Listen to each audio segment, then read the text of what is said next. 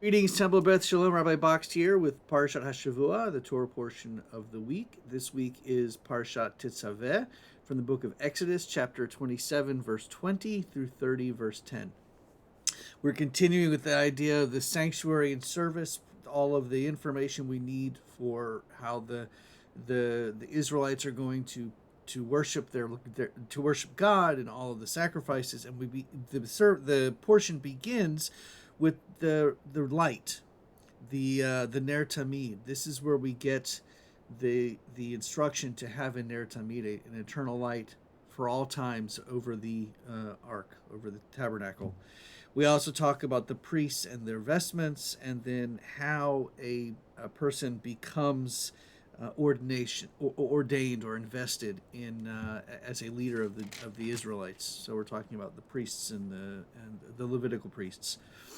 So the portion begins with, "You shall further instruct the Israelites to bring you clear oil of beaten olives for lighting, for kindling lamps regularly. Aaron and his sons shall set them up in the tent of meeting outside the curtain which is over the ark of the pact, to burn from evening to morning."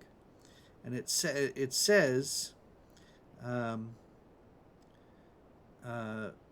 the Hebrew is, "Ve'ata titzaveh et b'nei Yisrael v'yikchu elecha shemen zayit zach kativ lamaor laha'ulot ner tamid," the eternal light.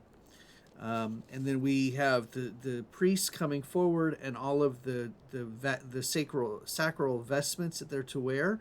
Think of the Torah scroll, the gown, the breastplate, the crowns, and so on and so forth. So that's where dressing the Torah comes from, is the same vestments that were worn by the priests.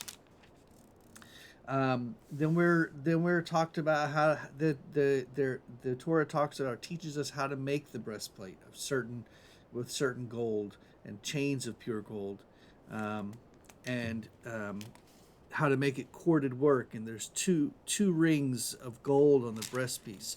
So again, we continue with this very specific, detailed dimensions of not just the ark, but also of the vestments that were to be worn by the priests when they did the service for Adonai, for the people.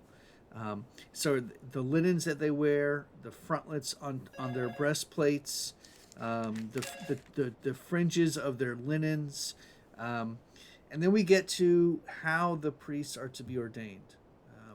In front of the tent of meeting, Aaron and his sons laying their hands upon the head of a bull, the bull being slaughtered at the entrance of the tent of meeting, and the bull's blood being placed in various different places on the altar, and also on the ears and different parts of the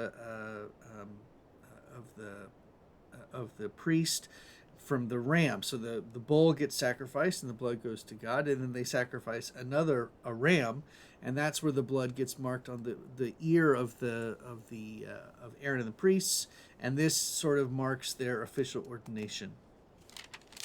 And then we come up to the building or the making of the altar for burning incense. And this eventually becomes the altar that is used for making all of the sacrifices. And the Torah portion ends, I should say, "Once a year Aaron shall perform purification upon its horns with blood of the purgation offering of purification. Purification shall be performed upon it once a year throughout the ages.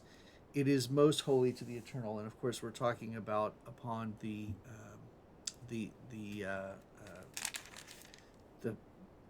altar. That's where these yearly sacrifices are to be purified. So that's it for this week. Shabbat shalom, and I'll see you next week.